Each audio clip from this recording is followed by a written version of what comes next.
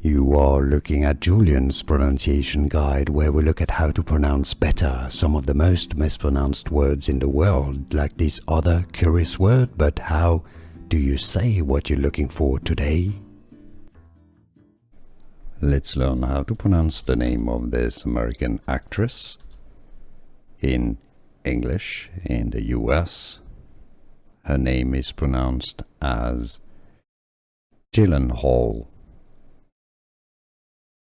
Gyllenhaal. Now in Swedish, originally her name is pronounced as Gyllenhaal.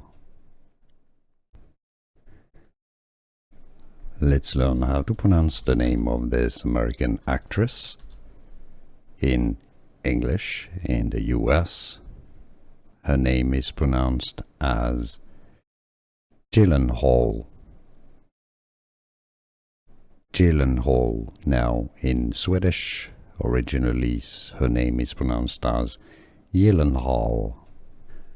Here are more videos on how to pronounce more confusing words and names too many mispronounced. Like this video if you found it useful. I appreciate your support. I'll see you soon and thanks for watching.